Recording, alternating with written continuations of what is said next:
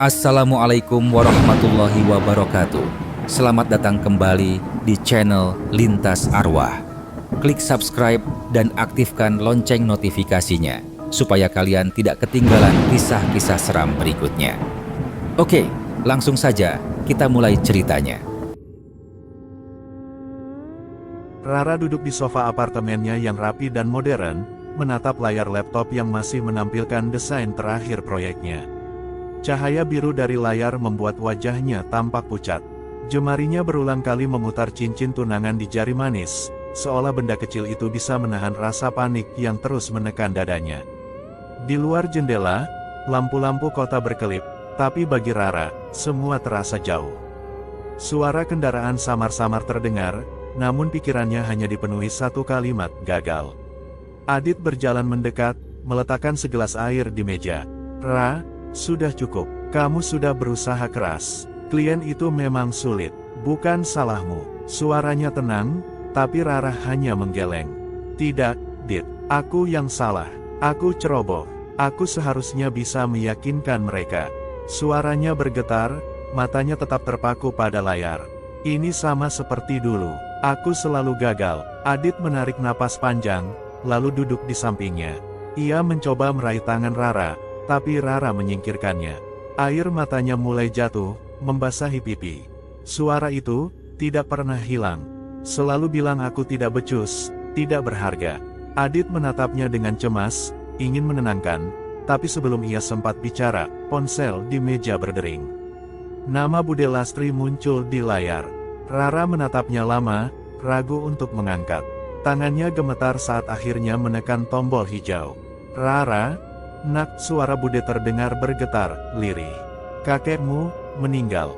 Dia gantung diri di pendopo." Rara terdiam. Ponsel terlepas dari tangannya, jatuh ke lantai. Pandangannya kosong, tubuhnya kaku. Kata-kata itu berputar di kepalanya, menekan lebih keras dari bisikan yang selama ini menghantuinya. Adit buru-buru mengambil ponsel. "Bude, apa yang terjadi?" Wajahnya berubah tegang saat mendengar penjelasan singkat dari seberang. Setelah menutup telepon, ia menoleh pada Rara. "Ra, kita harus ke sana." Rara tidak menjawab, ia hanya menatap kosong ke arah jendela, seolah bayangan gelap dari masa lalunya sudah menunggu di luar sana. Perjalanan ke desa dimulai keesokan harinya. Jalanan panjang yang berliku membuat Rara semakin gelisah. Setiap tikungan terasa seperti membawa mereka menjauh dari dunia yang ia kenal. Adit berusaha mengajaknya bicara, tapi Rara hanya menjawab singkat. Saat mobil memasuki desa, suasana berubah drastis. Rumah-rumah kayu berdiri rapat, dikelilingi pepohonan tinggi yang menutup langit. Udara terasa lebih berat, seolah ada sesuatu yang menekan dari atas. Beberapa warga menatap mereka dari kejauhan. Tatapan itu bukan sekadar ingin tahu, tapi seperti menyimpan sesuatu. Rara merasakan bulu kuduknya berdiri. Ia menggenggam tangan Adit erat-erat, meski dingin keringatnya membuat genggaman itu licin. Di halaman rumah Bude Lastri, mereka berhenti. Dari kejauhan, Rara melihat pendopo tua yang kosong. Angin berhembus pelan, membuat kain putih yang tergantung di salah satu tiang bergoyang. Ia menelan ludah, dadanya sesak. Bude Lastri muncul tergesa-gesa, wajahnya penuh kecemasan. "Cepat masuk, jangan lihat ke sana," katanya sambil menarik Rara dan Adit masuk ke rumah. Rara menoleh sekali lagi ke arah pendopo. Entah mengapa, ia merasa ada sesuatu yang menggantung di sana, meski matanya tidak benar-benar melihat apapun. Rumah Bude Lastri terasa asing bagi Rara, meski dulu ia pernah menghabiskan masa kecil di sana. Dinding kayu tua, lampu minyak yang redup, dan bau kayu lama membuatnya merasa terjebak di ruang yang terlalu sempit. Ia duduk di kursi rotan, tangannya masih gemetar. Bude Lastri menatapnya penuh iba. "Nak, jangan terlalu dipikirkan. Kakekmu sudah pergi. Yang penting kamu kuat." Suaranya lembut, tapi ada nada ketakutan yang tidak bisa disembunyikan. Rara mengangguk pelan, meski pikirannya masih kacau. Kata "gantung diri" terus berputar di kepalanya. Ia ingin bertanya lebih jauh, tapi tatapan Bude membuatnya menahan diri. Adit duduk di sampingnya, mencoba memberi rasa aman. "Ra, kita hanya beberapa hari di sini. Setelah itu kita kembali ke kota." Anggap saja ini kewajiban terakhir untuk keluarga. Rara mengangguk lagi, tapi hatinya tidak tenang. Ia merasa seolah ada sesuatu yang menunggu di luar rumah. Malam itu, Rara tidak bisa tidur. Suara jangkrik terdengar nyaring, bercampur dengan desir angin yang membuat daun-daun bergesekan. Ia berbaring di ranjang kayu, menatap langit-langit yang gelap. Tiba-tiba, ia mendengar bisikan samar. Suara itu begitu dekat, seolah berasal dari dalam kepalanya sendiri. "Kamu gagal, sama seperti dulu." Rara menutup mata rapat-rapat, menekan telinganya dengan bantal. Tapi bisikan itu tidak hilang. Malah semakin jelas. "Semua salahmu, mereka pergi karena kamu." Tubuhnya kaku, nafasnya memburu. Ia ingin berteriak, tapi suaranya tertahan di tenggorokan. Pintu kamar berderit pelan. Rara menoleh cepat. Bude Lastri berdiri di ambang pintu, membawa segelas air putih. Wajahnya tampak cemas. "Kamu dengar?" "Iya," tanya Bude dengan suara rendah. Rara menelan ludah, tidak sanggup menjawab. Bude mendekat, meletakkan gelas di meja kecil. "Itu bukan halusinasi. Itu bisikan pulung gantung. Dia mencari jiwa yang lemah. Jangan biarkan pikiranmu kosong, nak. Kalau tidak, dia akan masuk." Rara merasakan bulu kuduknya berdiri. Kata-kata itu menusuk lebih dalam daripada bisikan yang baru saja ia dengar. Keesokan paginya, suasana desa terasa semakin aneh. Saat Rara dan Adit berjalan melewati jalan tanah menuju warung kecil, beberapa warga menatap mereka dengan tatapan penuh rahasia. Tidak ada yang menyapa, beberapa malah buru-buru menutup pintu rumah. Rara menggenggam lengan Adit. "Kenapa mereka begitu, Dit?" "Seperti takut sama kita." Adit mencoba tersenyum, meski jelas ia juga merasa tidak nyaman. "Mungkin mereka cuma kaget kita datang. Sudah lama kamu tidak pulang, kan?" Tapi Rara tahu ada yang lebih dari sekadar rasa kaget. Tatapan itu bukan tatapan orang asing. Itu tatapan orang yang menyembunyikan sesuatu. Saat mereka kembali ke rumah Bude, Rara berhenti sejenak. Dari kejauhan, ia melihat pendopo tua tempat kakeknya ditemukan. Angin bertiup, membuat atapnya berderit. Di sana, untuk sesaat, ia merasa melihat bayangan hitam menggantung. Hanya sekilas, tapi cukup untuk membuat dadanya sesak. Ia memalingkan wajah, menutup mata rapat-rapat. Tapi bisikan itu kembali terdengar, samar, menusuk telinganya.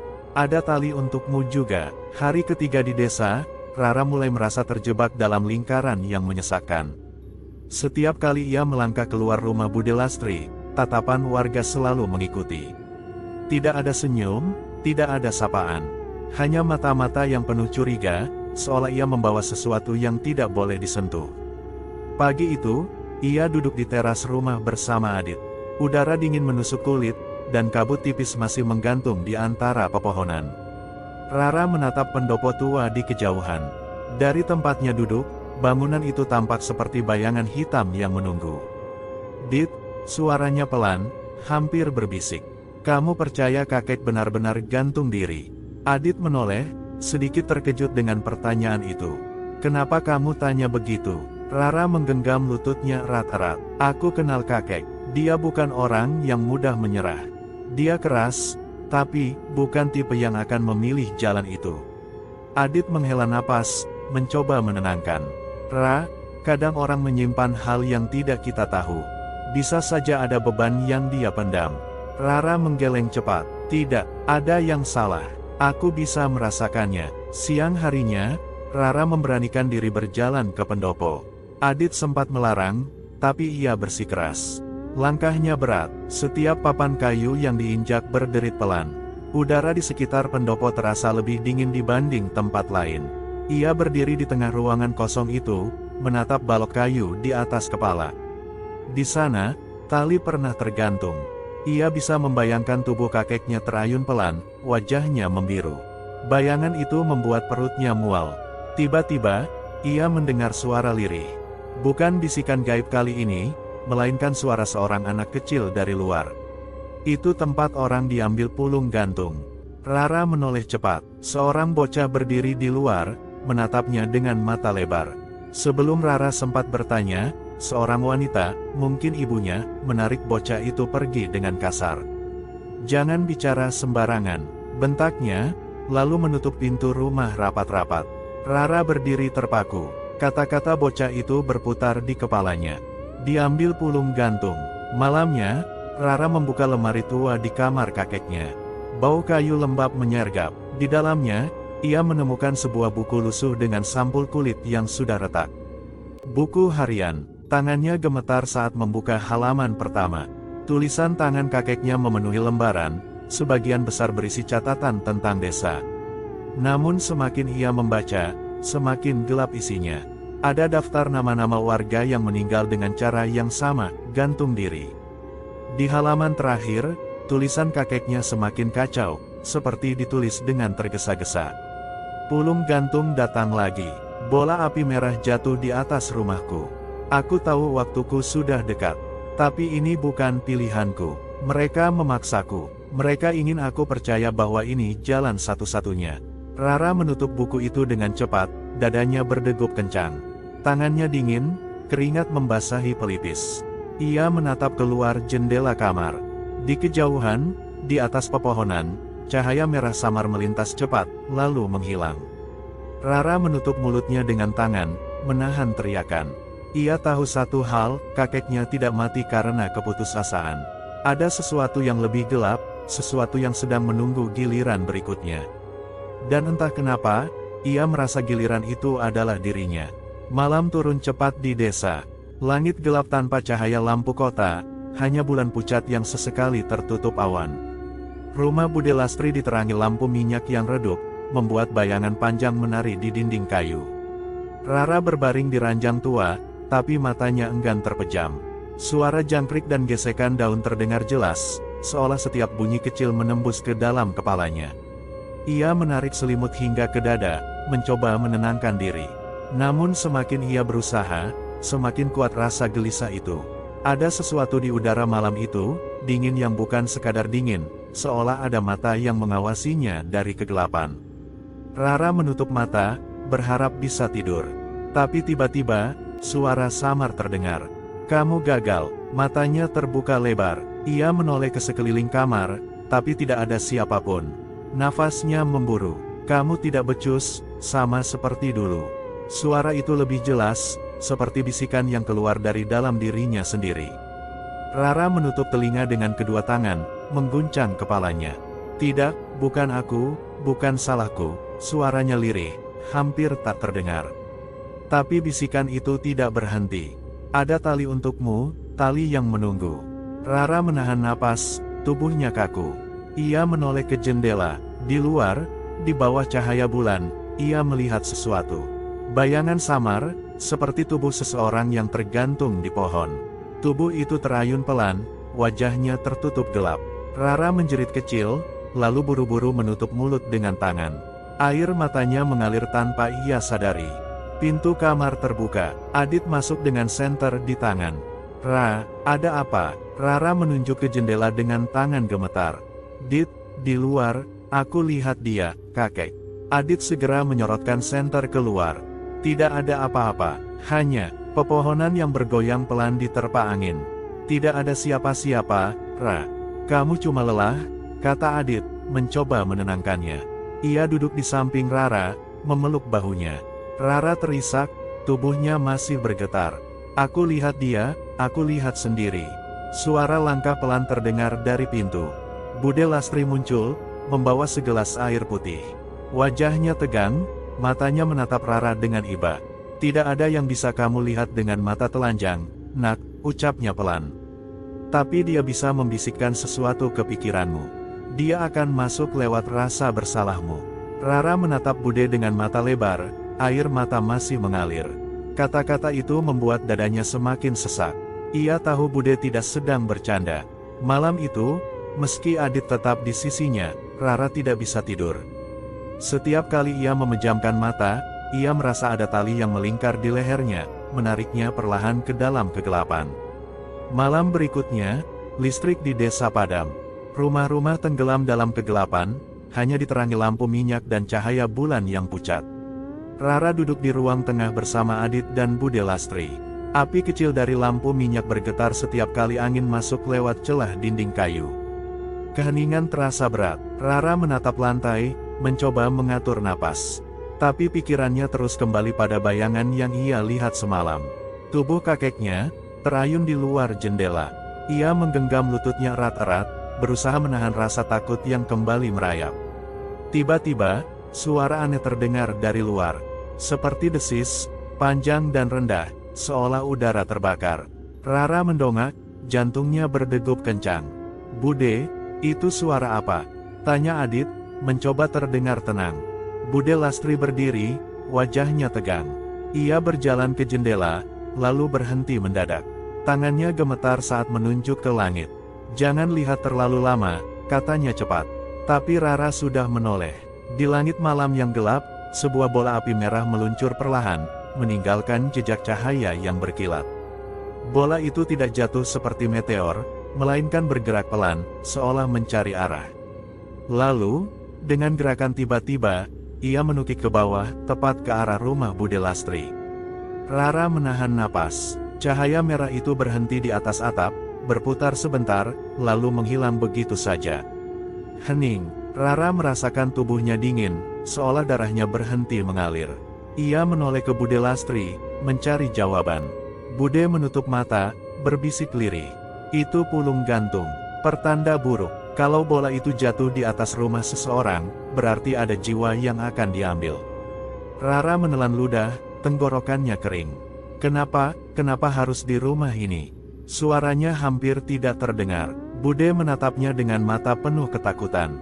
"Karena ada yang rapuh di sini, nak. Jiwa yang mudah diguncang. Pulung gantung selalu mencari yang seperti itu."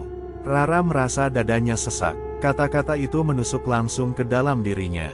Ia tahu siapa yang dimaksud Bude. Dirinya. Malam itu, Rara tidak bisa tidur. Ia duduk di ranjang, menatap buku harian kakeknya yang kini tergeletak di meja. Kata-kata terakhir kakeknya berputar di kepalanya, "Bola api merah jatuh di atas rumahku. Aku tahu waktuku sudah dekat."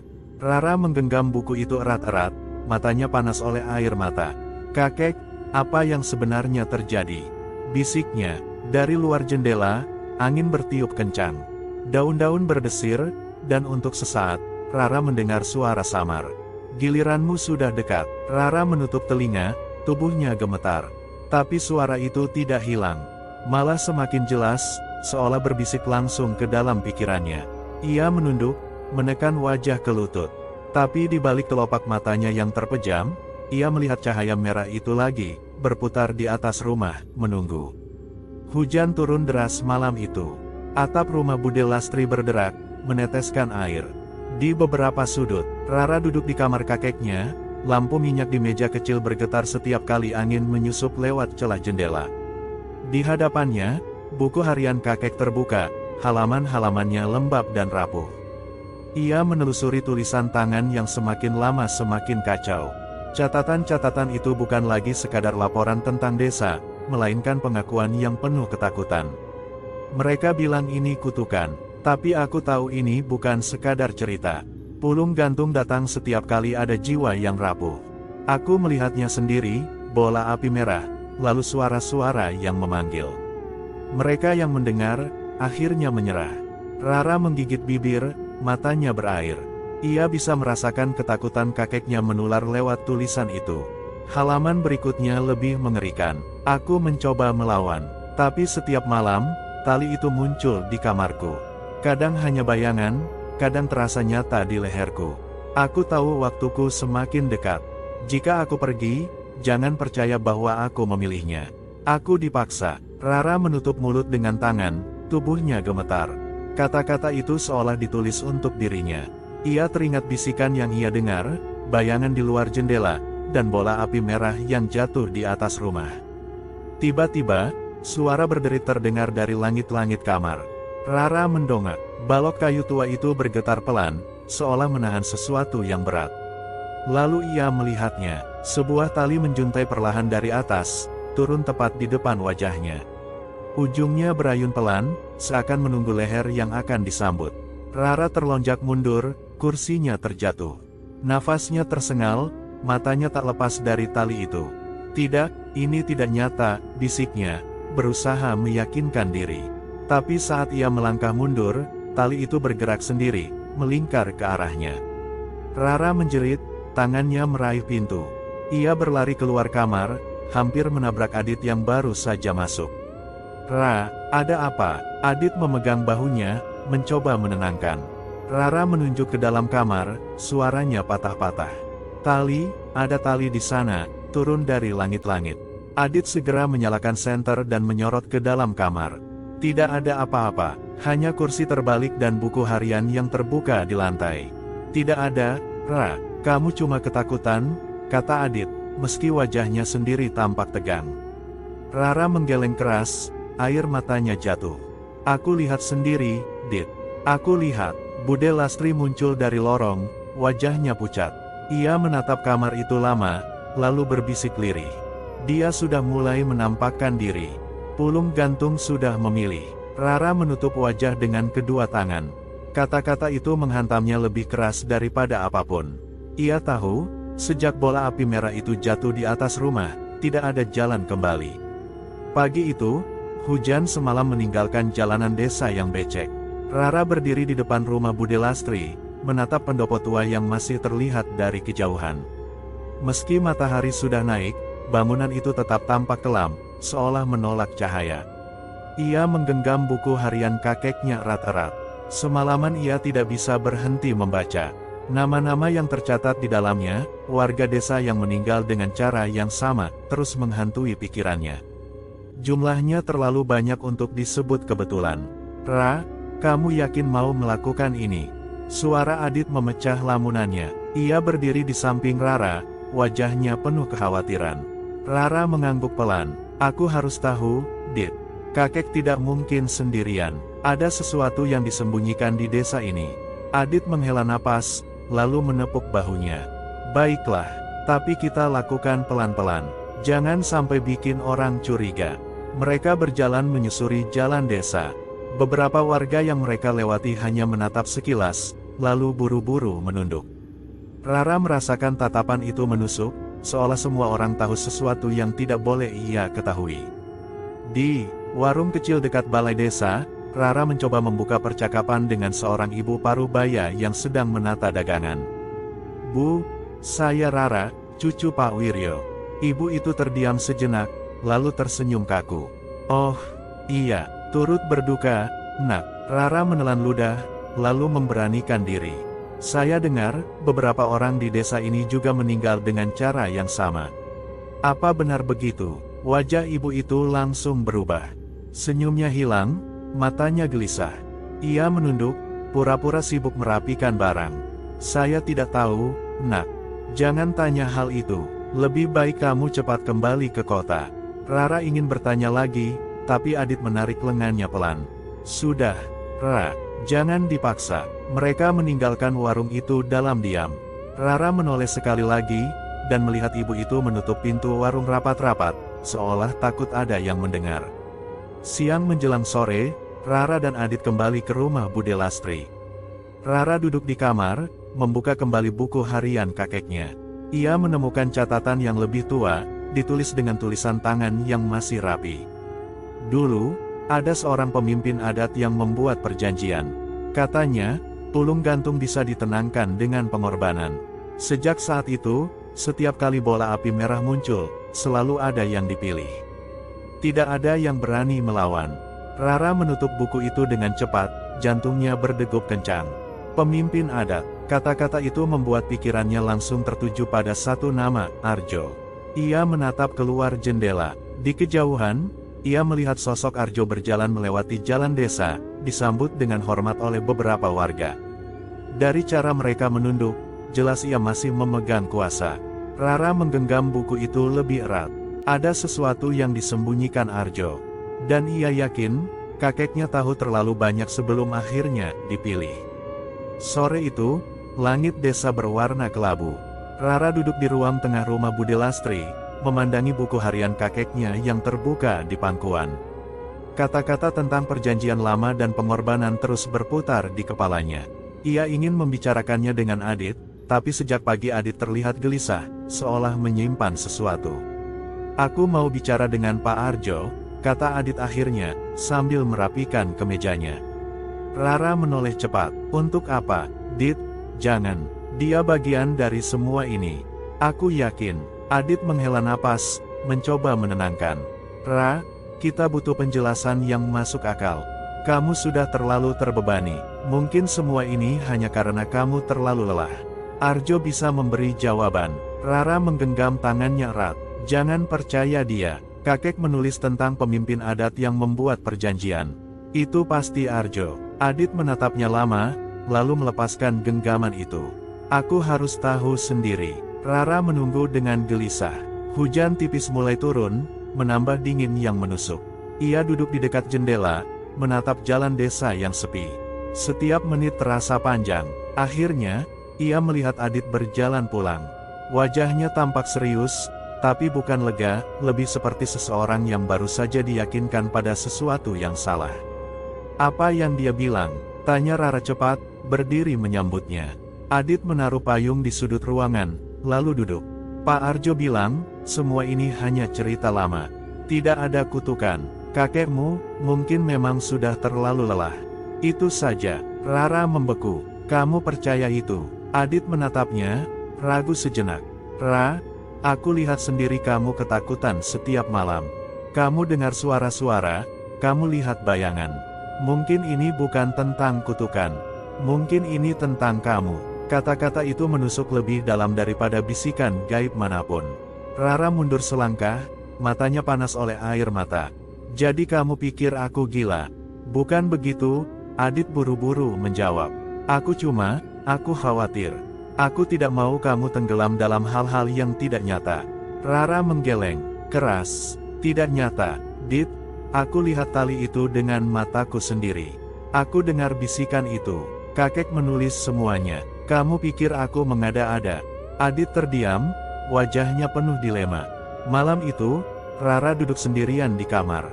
Adit tertidur di ruang tengah, kelelahan setelah perdebatan panjang. Rara menatap buku harian kakeknya yang terbuka di meja.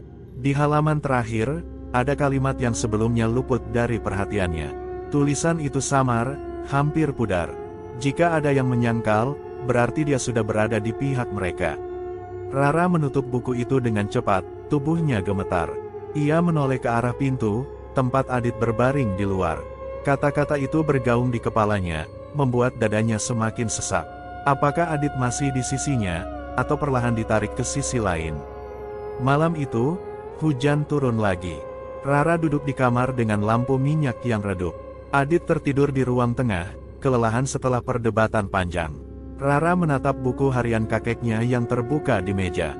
Kata-kata terakhir yang samar masih terngiang, jika ada yang menyangkal, berarti dia sudah berada di pihak mereka. Dadanya terasa sesak. Ia ingin percaya pada Adit, tapi keraguan itu semakin besar. Sejak berbicara dengan Arjo, Adit berubah. Tatapannya penuh ragu setiap kali Rara bicara tentang bisikan atau bayangan. Seolah-olah ia tidak lagi melihat Rara sebagai dirinya, melainkan sebagai masalah yang harus diatasi. Rara menutup buku itu, lalu berbaring. Tapi begitu matanya terpejam, suara itu datang lagi. Kamu sendirian sekarang, tidak ada yang percaya padamu. Rara membuka mata, menatap langit-langit. Nafasnya memburu. Adit sudah meninggalkanmu, sama seperti yang lain. Air mata mengalir di pipinya. Ia menutup telinga dengan kedua tangan, tapi suara itu semakin keras. Tidak ada jalan keluar, kecuali satu. Rara bangkit, tubuhnya gemetar. Ia menoleh ke sudut kamar. Di sana, tali itu muncul lagi, menjuntai dari langit-langit. Ujungnya berayun pelan, seolah menunggu. Pergi, bisik Rara, suaranya pecah. Jangan ganggu aku. Tapi tali itu bergerak, turun lebih rendah, hampir menyentuh lantai. Rara mundur, punggungnya menempel ke dinding. Nafasnya tersengal, matanya tak lepas dari tali itu. Pintu kamar berderit. Bude Lastri berdiri di ambang pintu, wajahnya pucat. Ia menatap tali itu lama, lalu menoleh pada Rara. Nak, kamu harus kuat. Kalau tidak, dia akan menang. Rara terisak. Kenapa aku? Kenapa harus aku? Bude mendekat, memegang bahunya. Karena jiwamu rapuh. Pulung gantung selalu mencari yang seperti itu. Tapi kamu masih bisa melawan. Jangan biarkan rasa bersalahmu jadi pintu masuk. Rara menunduk, air matanya jatuh ke lantai. Kata-kata Bude menenangkan sekaligus menakutkan. Ia tahu Bude benar, rasa bersalah itu sudah lama menggerogoti dirinya, dan kini menjadi senjata bagi sesuatu yang lebih gelap. Malam semakin larut, Rara duduk di ranjang, memeluk lutut. Bisikan itu tidak berhenti, tapi kini bercampur dengan suara lain, suara kakeknya. Aku juga melawan, Rara, tapi aku kalah. Rara menutup mata rapat-rapat, tubuhnya bergetar. Ia tahu, jika ia menyerah, tali itu akan menutup segalanya. Dan untuk pertama kalinya, ia merasa benar-benar sendirian. Langit sore di desa berwarna kelabu, seolah menahan hujan yang belum turun. Rara berdiri di depan jendela kamar, menatap jalan tanah yang sepi. Sejak Adit berbicara dengan Arjo, hatinya tidak tenang. Kata-kata Arjo yang disampaikan Adit terasa seperti racun, menanamkan keraguan yang semakin dalam. Ia membuka kembali buku harian kakeknya, menelusuri halaman-halaman yang belum sempat ia baca. Tulisan tangan itu semakin kacau, tapi ada satu bagian yang membuatnya terhenti. Pemimpin adat itu, dia yang pertama kali membuat perjanjian. Dia percaya pulung gantung bisa ditenangkan dengan pengorbanan. Tapi setiap pengorbanan hanya menunda, tidak pernah menghapus. Aku tahu dia masih hidup, menyimpan rahasia itu. Rara menelan ludah. Pemimpin adat, kata-kata itu langsung membuat pikirannya tertuju pada Arjo. Sore itu, ia memberanikan diri keluar rumah. Adit sedang membantu Bude Lastri di dapur, jadi ia berjalan sendirian menyusuri jalan desa. Langkahnya pelan, tapi hatinya berdegup kencang. Ia berhenti di depan balai desa, bangunan kayu tua yang tampak lebih terawat dibanding rumah-rumah lain. Dari celah pintu yang sedikit terbuka, ia melihat Arjo duduk di dalam, dikelilingi beberapa warga. Mereka berbicara dengan suara rendah, seolah membicarakan sesuatu yang tidak boleh didengar orang luar. Rara menahan napas, bersembunyi di balik tiang. Ia mendengar potongan kalimat, "Bola api sudah jatuh, waktunya dekat. Jangan biarkan dia membaca lebih jauh." Jiwa yang rapuh itu sudah ditandai. Rara menutup mulut dengan tangan, tubuhnya gemetar. Ia tahu mereka sedang membicarakan dirinya. Malamnya, Rara menceritakan apa yang ia dengar pada Bude Lastri. Wajah Bude berubah pucat, matanya menatap kosong. "Aku sudah lama curiga," kata Bude dengan suara rendah. "Arjo bukan sekadar pemimpin adat. Dia pewaris dari mereka yang dulu membuat perjanjian.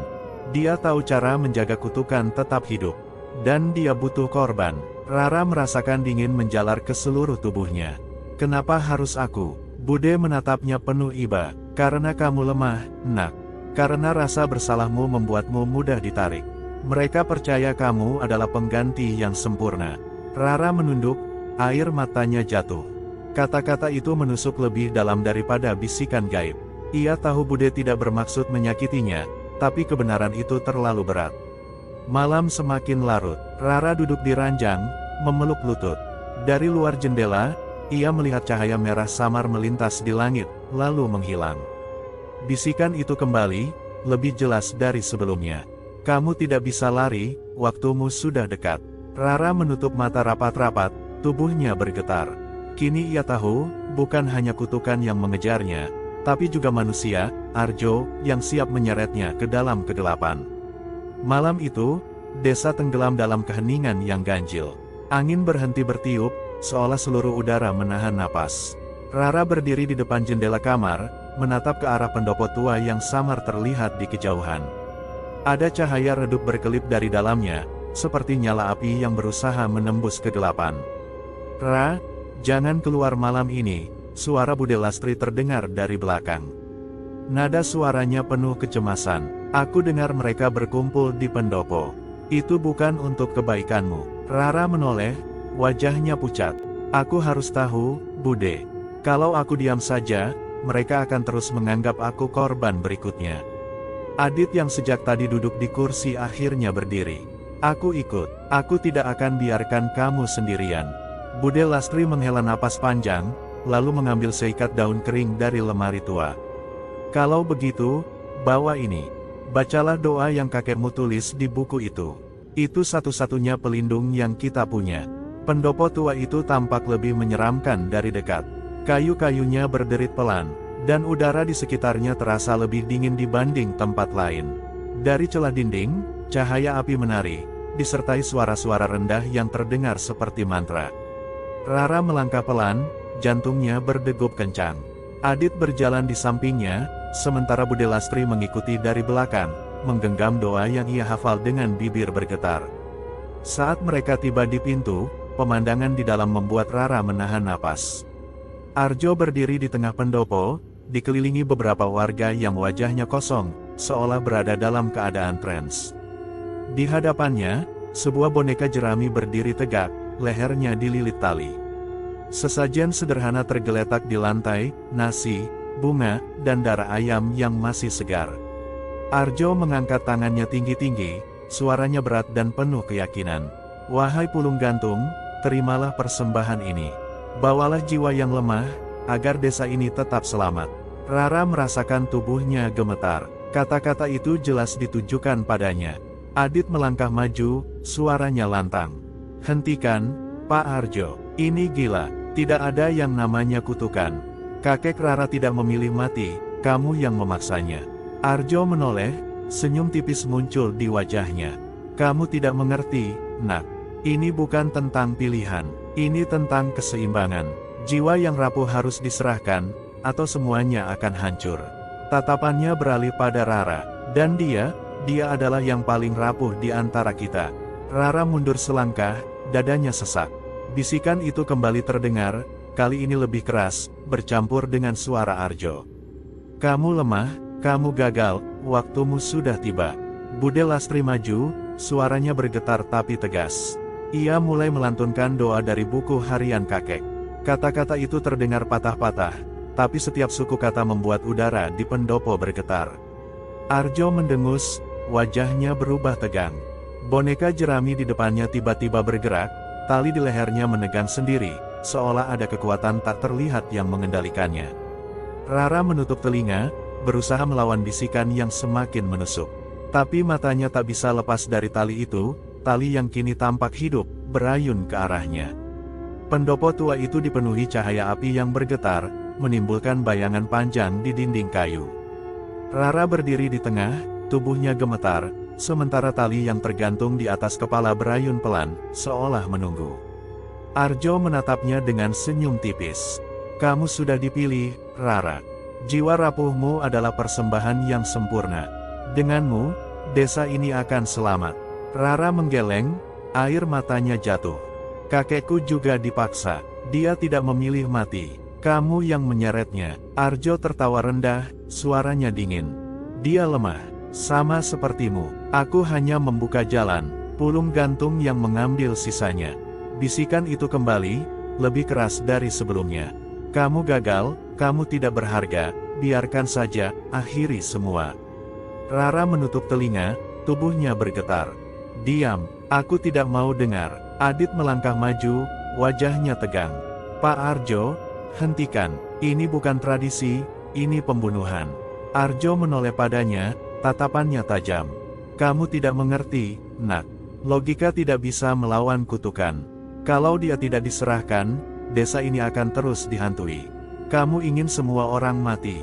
Adit terdiam, keraguan jelas terlihat di wajahnya. Rara menatapnya dengan mata penuh air. Dit, tolong percaya padaku. Aku bukan gila, semua ini nyata. Hening sesaat, api di pendopo berderak, tali di atas kepala Rara semakin menegang. Adit akhirnya menghela napas panjang, lalu berdiri di samping Rara. Aku percaya padamu, Ra. Kita lawan ini bersama. Arjo mendengus marah.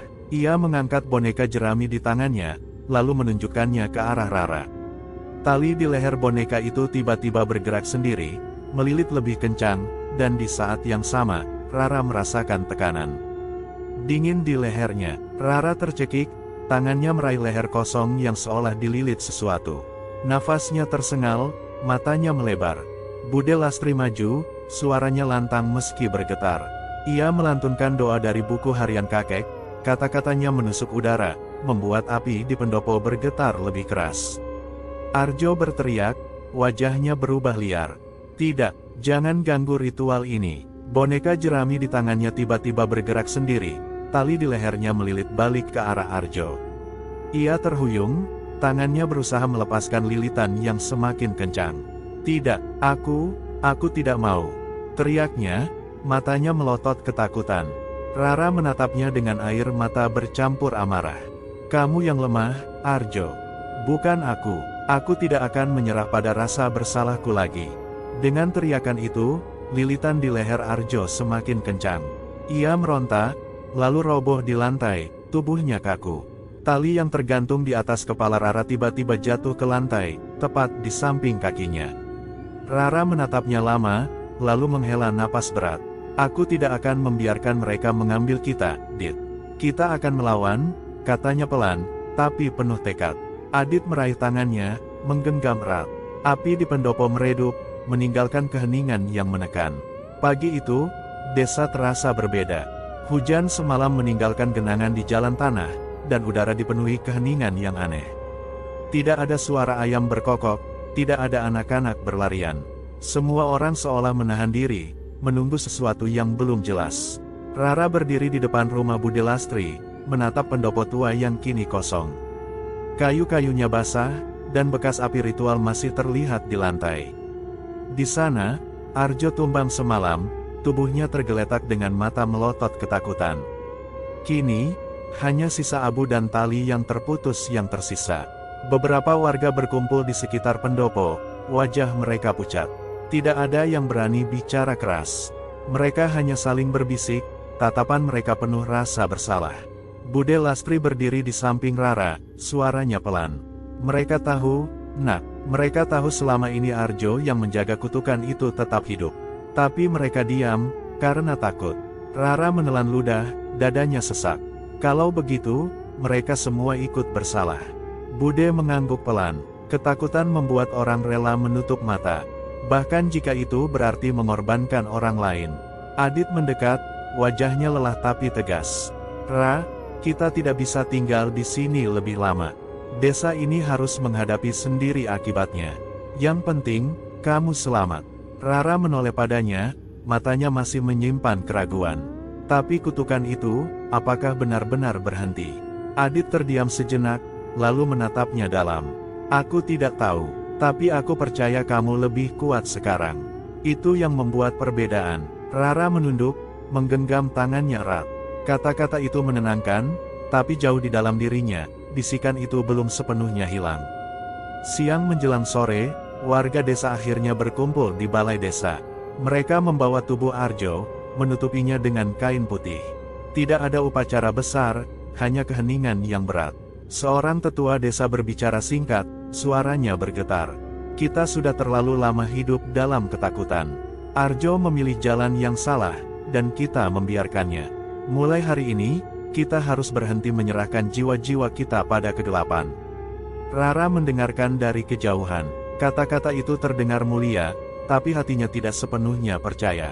Ia tahu kutukan itu bukan sekadar tradisi atau manipulasi. Ada sesuatu yang nyata, sesuatu yang masih berbisik di telinganya setiap malam. Malamnya, sebelum tidur, Rara duduk di ranjang dengan lampu minyak menyala. Ia menatap buku harian kakeknya yang kini sudah tertutup. Tangannya gemetar saat menyentuh sampulnya.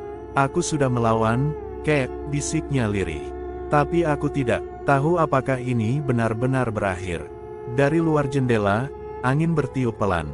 Tidak ada cahaya merah malam itu, tidak ada tali yang menjuntai. Tapi di dalam kepalanya, suara samar masih terdengar. Kamu selamat hari ini, tapi besok. Rara memejamkan mata, air mata jatuh di pipinya. Ia tahu, meski Arjo sudah tumbang, perjuangannya melawan bisikan itu belum selesai. Hari-hari setelah kematian Arjo berjalan lambat. Desa masih diliputi keheningan, seolah semua orang takut bicara terlalu keras. Rara sering duduk di beranda rumah Bude Lastri, menatap jalan tanah yang sepi. Sesekali ada warga lewat, menunduk dalam-dalam, seakan malu bertemu tatap dengannya. Bude Lastri mencoba menghibur dengan cara sederhana, menyiapkan teh hangat, menyalakan dupa, atau sekadar duduk menemani. Kamu sudah melewati yang terburuk, Nak, katanya suatu sore.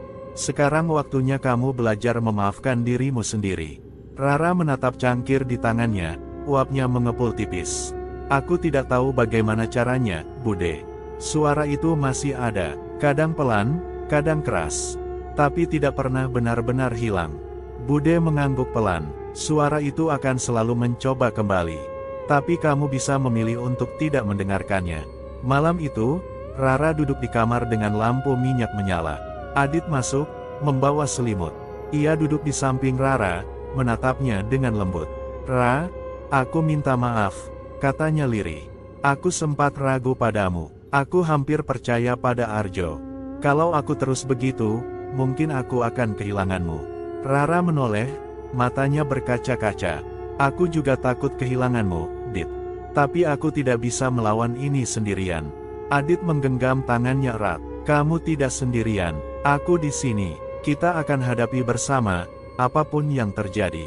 Untuk pertama kalinya sejak mereka tiba di desa, Rara merasa sedikit lega.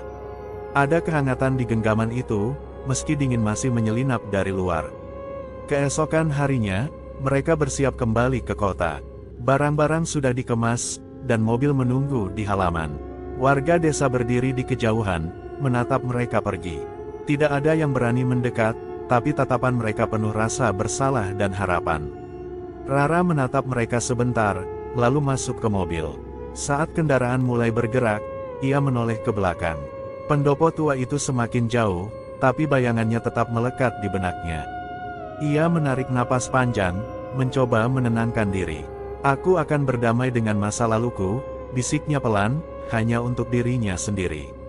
Malam pertama setelah kembali ke kota, apartemen terasa asing. Semua tampak sama seperti dulu, sofa, meja, laptop di sudut ruangan, tapi ada sesuatu yang berbeda. Rara duduk di sofa, menatap jendela yang memperlihatkan lampu-lampu kota.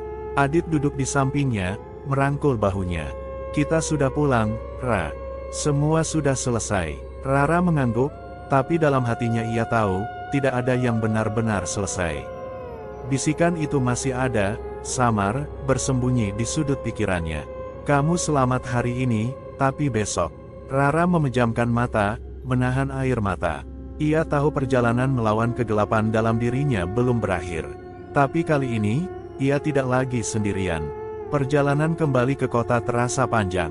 Mobil melaju di jalan berliku, meninggalkan desa yang perlahan tenggelam di balik kabut.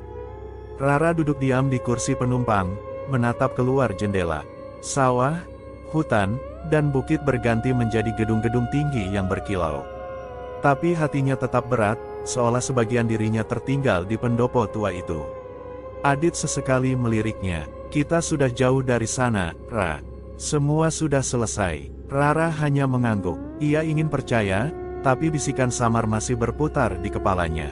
"Kamu selamat hari ini, tapi besok." Apartemen mereka menyambut dengan keheningan yang familiar. Sofa abu-abu, meja kaca, dan laptop di sudut ruangan masih sama seperti sebelum mereka pergi. Tapi bagi Rara, semuanya terasa berbeda. Seolah-olah bayangan dari desa ikut terbawa masuk. Malam itu, mereka duduk bersama di ruang tamu.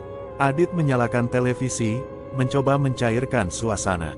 Rara bersandar di bahunya, berusaha menikmati kehangatan itu. "Ra," kata Adit pelan, "kita bisa mulai lagi dari awal. Kita fokus pada pernikahan, pekerjaan, hidup kita. Jangan biarkan masa lalu menghantui." Rara menatapnya, tersenyum tipis. "Aku akan mencoba, Dit. Tapi aku tidak bisa pura-pura lupa." Adit mengangguk, lalu mengecup keningnya. "Kamu tidak sendirian." Malam semakin larut. Rara masuk ke kamar, berbaring di ranjang. Lampu kamar dimatikan, hanya cahaya kota yang masuk lewat jendela. Ia menutup mata, mencoba tidur. Tapi rasa gelisah itu kembali. Udara di kamar terasa lebih dingin dari biasanya. Rara menarik selimut, tapi tubuhnya tetap menggigil. Perlahan, ia mendengar suara samar. Bukan dari luar, tapi dari dalam kepalanya. "Kamu tidak bisa lari, aku selalu ada." Rara membuka mata, napasnya tercekat. Ia menoleh ke sudut kamar.